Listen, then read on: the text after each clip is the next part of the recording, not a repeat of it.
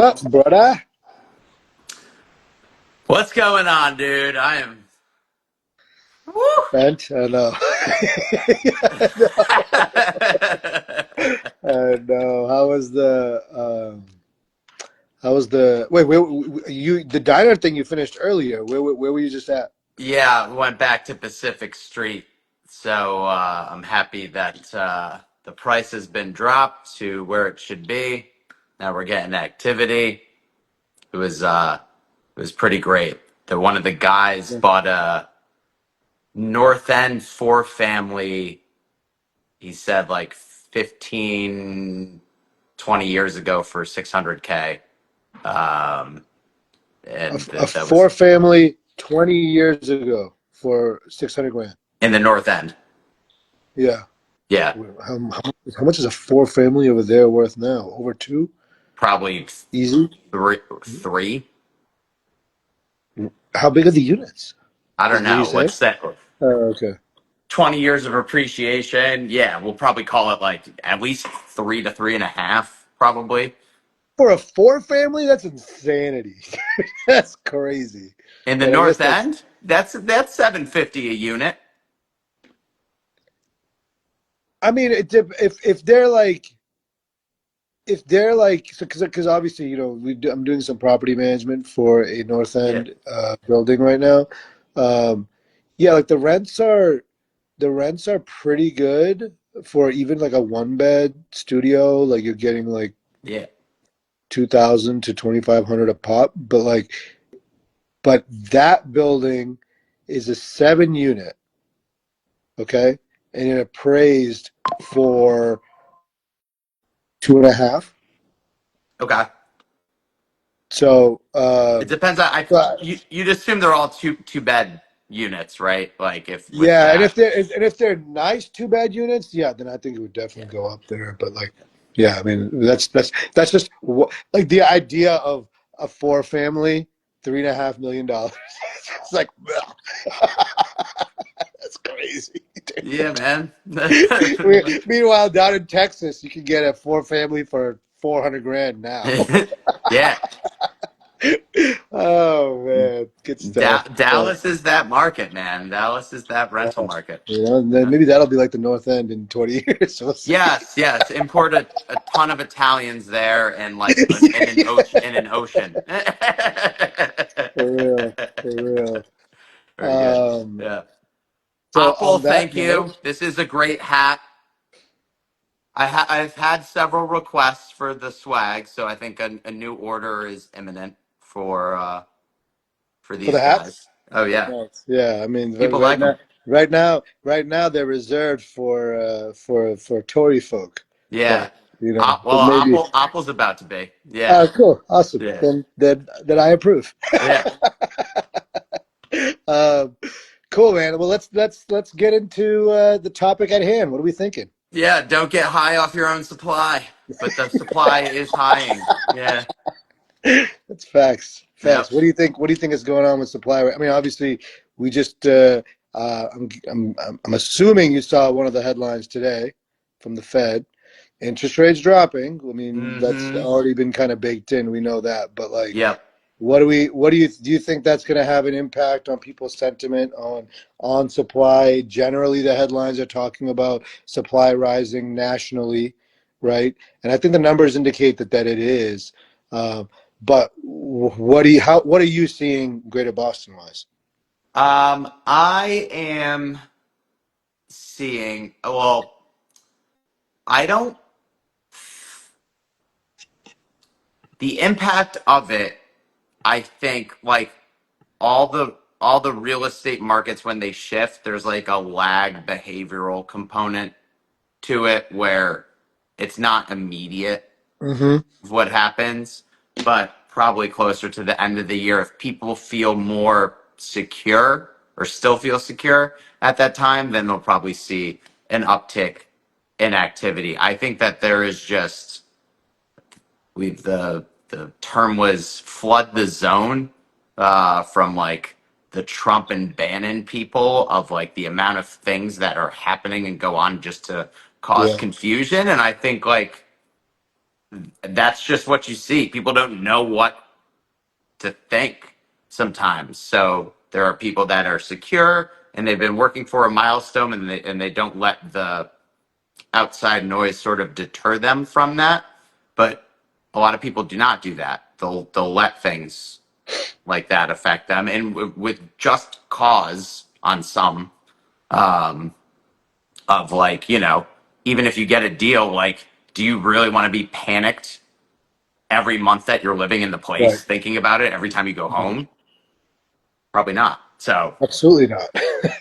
Definitely not. Right. And Ryan asked the question, how do you see bidding wars and offers being impacted by the rate adjustment? That's a very it's a good interesting one. question, Ryan.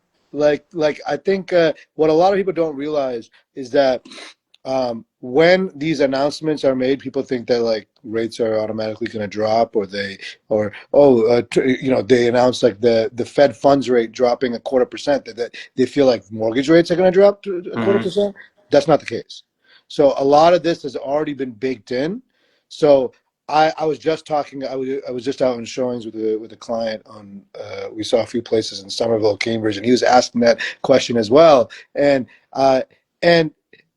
I was telling him, I'm like, listen, I don't anticipate that these change unless there's like another, like they're talking about more cuts coming, and I think like as those kind of get baked in, then it might change. It'll definitely change Yeah, the landscape a bit.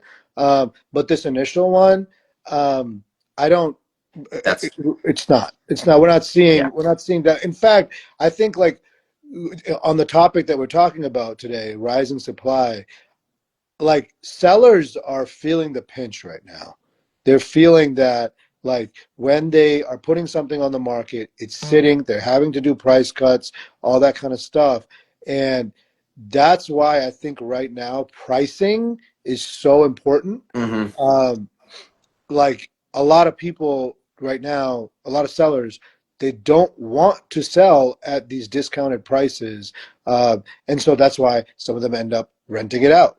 Right? I have several clients that are like that. Ben, who was on the live with us a couple of weeks ago, he said the same thing, and that's also why, like, I think Greater Boston wise, we are seeing like we're not seeing that much more supply on single families. I don't know if anybody else feels otherwise. no, If you do, please comment. I would love to hear kind of the pockets. But um, what I am seeing more of, and we've already talked about condos and how there's overbuilding that was done over the last couple of years. So there's a good time to get a deal on condos because are a lot of those that are on the market right now. Um, but the biggest change I've seen over the last 6 months or so is the amount of deals and an amount of um, inventory that's available off market. yeah, Like yep, more and more of these channels that we're a part of, like traditionally my thought was when market was hot, like why would somebody not put their property on the market when things are so hot, everything's, you can slap a price on anything, put it on MLS, and then it's gone in a weekend. Right? That those days are gone. It's not hmm, happening anymore. And so, and it was usually the things that were going on off, being shown off market or sold off market was kind of like the crappy stuff, the stuff that was like dilapidated or needed a full gut job and what have you. Now we're seeing nice things being offered off market, which I think is a big adjustment from what we were seeing even 6 months ago. There's like I have 2 or 3 deals happening right now, or at least kind of in the works, or some properties I've shown. Clients are seeing off market properties. Like there's potential for some of those deals to materialize off market, and that was not something I could tell you, uh, just a short while ago. So I think that's where the inventory has changed a bit. Around here, we're not seeing that much more on market. Like that supply is the supply. It is what it is. yeah. It's at least not at the level of like, oh, there's like 3 homes in this town Yeah. this week available or something like that. It is better than that. There is there will continue to be a backlog of whatever is the like sort of middle of the road price bandwidth in each town for single family homes. That'll never, there's such a backlog of of buyers for those, that's an automatic. If it's in good shape and doesn't need much work, it's gone. It's gonna Right. go. The only caveat is what you just said. If you overprice it at Yeah. this point, right? Like, don't do that. Make it Right. give a price that you'll be like fine with if it goes at ask price, but there's some room for a couple bids to put it Right. right where the market value is. Right. Um, and I think on the interest rate piece, the lowering of the rate that you've seen over the last few weeks to a month is for the rate cut that happened today. If you Right. continue to see it go down, that's anticipatory of another one coming. So it's all, oh, like, It's yeah, flipped. It's yeah, flipped based exactly. on the consumers think it happens the other way around. It doesn't. Right. Yep. So, and if there was a lender contact that was right now, maybe we'd have them jump in and Oh, explain that. Nate's here. Nate, you want to hop in? Let's let him. Nate, you want to talk? You want to talk about it? I can't even see the list of who's on. Anyways, That's how I um, am when you host. Yeah, it's like a weird.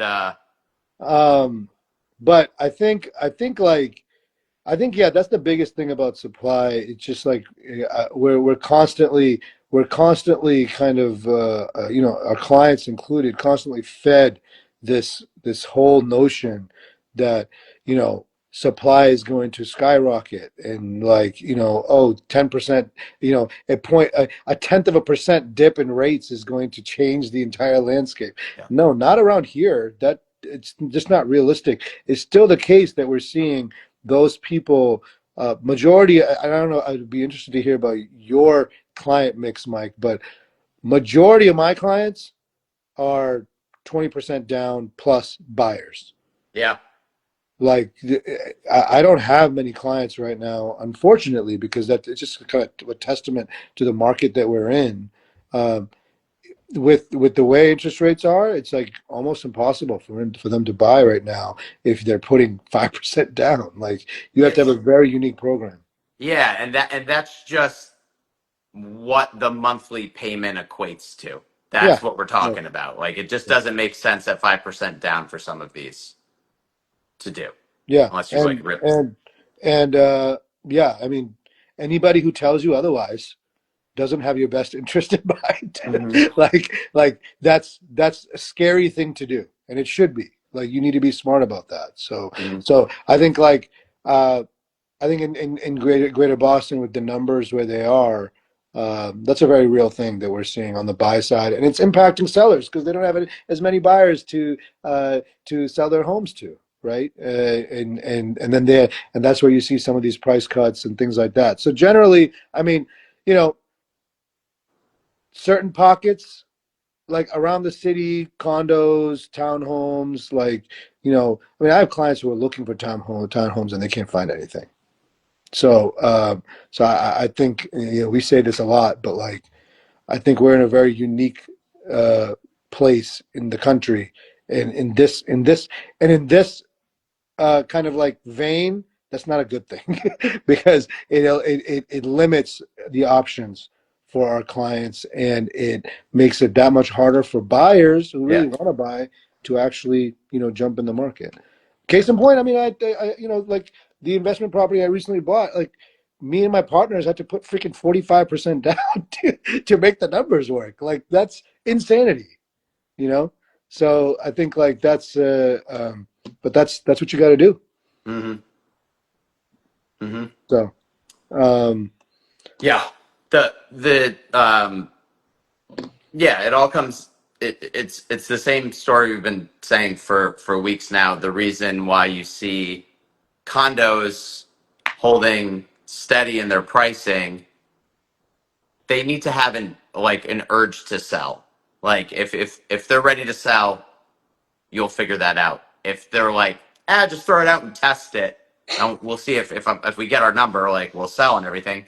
because they know that their mortgage payment is low enough that they could rent it out, even if it's like doesn't have to be crazy above, it could be at market rate and still be making a profit and then like wait to sell next year. So I think that that's like a weird dam of the supply of a lot of the condos right now in places that have low vacancy of renters, like a South Right. Beach or something Right. like that. I mean, one other thing that we're seeing too is like sellers or landlords and what have you, like we're seeing more people, and maybe this is just because like we've matured as a business and grown as a business, but like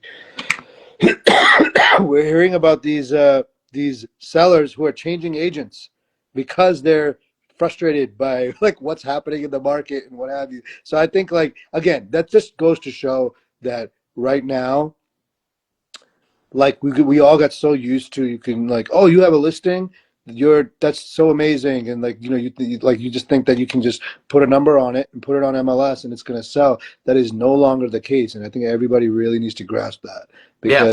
because so you because you need to It, work with somebody who gets it. You need to work with somebody who, like, is detail oriented, is putting in the work to position something to sell quickly, as mhm. opposed to just like putting a listing sheet together. Like that is not enough anymore. Yep. Yeah. No, it takes work, which it should. You know, it shouldn't have like we that was a It should very always be like that, yeah. absolutely. But now it's to the point where if you don't do that, like, you're not going to get anybody in the door, No, no, right? And no. It so need, so like, Mike, let's talk about that for a second. Like, if a seller is listening to this, what are some of the things that they should be doing to, like, they and their agent should be doing to properly position their property for like a successful sale and a quick one? well, obviously, like underprice it a bit than of what you think it should go for. Um, I would say that is one, right? Like you need to draw people um, Pricing is the most important thing. in that capacity. So pricing is huge. If there needs to be work done, or if you don't know that there might be work done because things blow up from, I've had way more inspections where people in the past might have like just kind of kept going and rolled over. They're like, no, you know what? It has this thing. We're not comfortable with that. We're backing out. Yeah. So there's been more inspection, other reasons why like deals fall through at this point. There's definitely a higher rate of that than there has been in the past.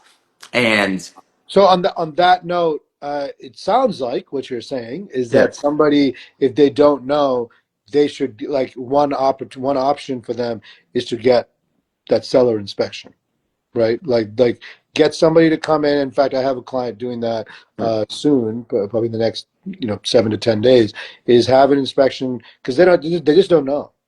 They don't know right. how old things are. They don't know kind of like what are some Excuse like me. the bigger issues and things like that. And so if they do know, that stuff can be Yeah. properly distilled in a well put together listing. That Yes. way before Right. they go to If if if you think that there's going to be, there are some sure things. There are some ones that here's, I don't know, pick your town. Like Woburn. what's up? Woburn. Woburn. Woburn, right? 650 to 850. Once again, do your comps because an 850 home might, or a 650 home might not, you might list it at 800 and be stuck in the exact same set. So with just regular comping out of something, underprice it a little bit, you can put it on the market and it's going to go. There's, you get a bunch of traffic in, people need those single family homes. There's not a ton on. Most of the other stuff, like if you know that there might be something, price it out. Like price out the repair and incorporate that into your pricing strategy. You have to know that people are going to think the same way. Okay, this kitchen needs to get redone. Well, roughly, is it 30 grand, 40 grand, something like that? Yeah. Incorporate that into what you think the price should be with a little bit of extra juice for people doing it themselves. Obviously, they get the benefit of having a new kitchen and they customize it to how they want. But you need to understand that that's how people are looking at the property at Right, that point. right. I had a client. We have a listing in Somerville going up, a condo, um, and they put a mini split into their unit a few years ago, um, and it's a triple decker, but they own the middle unit, and they're the only ones that have a mini split. What they did when they installed it was the actual condenser is on their back deck. It's not grounded. It's not on the ground, right in the back of the building. It's on the deck, which Mm, technically is not allowed, right. I was just right? going to ask that. I So it's wasn't completely certain, but I don't think yeah, it's a yeah. strict system. But and I found and it's honestly the first time I saw that. I've never seen that before. A condenser unit that's not either on a roof or grounded, Hmm. right? And in this case, it was on the porch, right, in on the back in like the middle of the building. Um, So, like I told them, I'm like, we need to price that out. We need to find out what it would take to bring that down. If that's going to prevent potentially, I don't know, like a smoke certificate.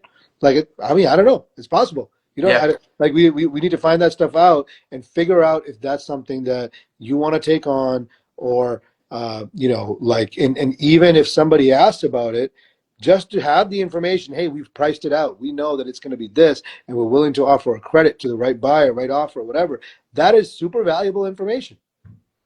Like take the guessing game out of it, right? Yes. And Right. so Right.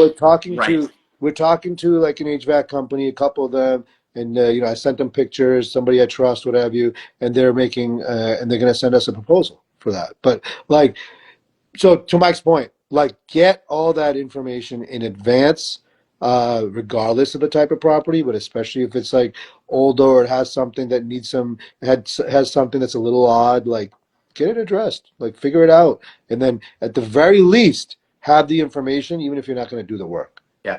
Somebody else is going to need to do Yeah. that. So, Yeah. Right. but A hot seller's market creates lazy sellers. Right. Like that's yeah, just this is, and that's that's yeah, that's kind of yeah, that's like that's the whole theme here is that like you cannot be a lazy seller right yeah. now. And if you are going to have to do price cuts. You are going to have to deal with unserious buyers. You're going to deal with like, a lot of questions you don't know the answers to and then basically losing buyers as a Hmm. result of that. Like that's the type of market we're in. So yeah, I mean like look, I think rising supply it's just like it's kind of like there's so many layers to that right now. Yeah. Like there's We are, as a general, we do have more on than on in the prior you think years. yeah, general even on the market there is more generally, Yes. right?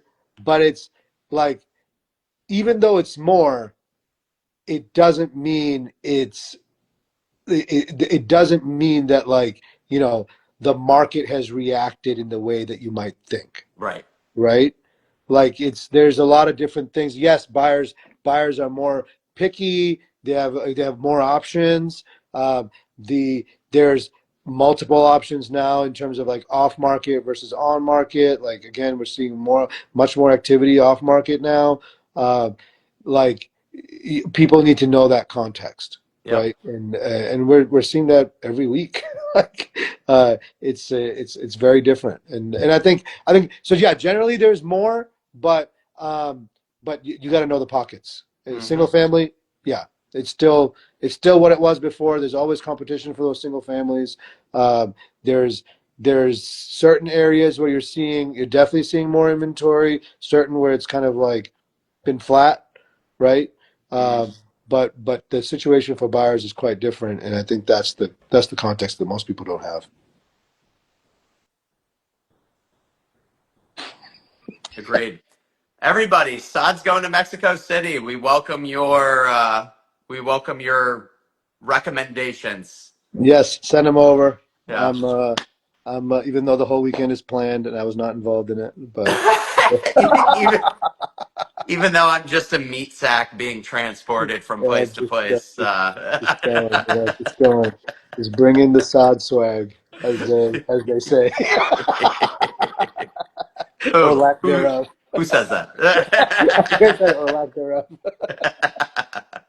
Cool. Oh, All right, man. that sounds good to me. It's been quite a week for us, and go unplug, and I'll be yeah, back with some more stories for story time. yeah. Next week's story time Okay. starts off with your favorite, with a little anecdote from Mexico City.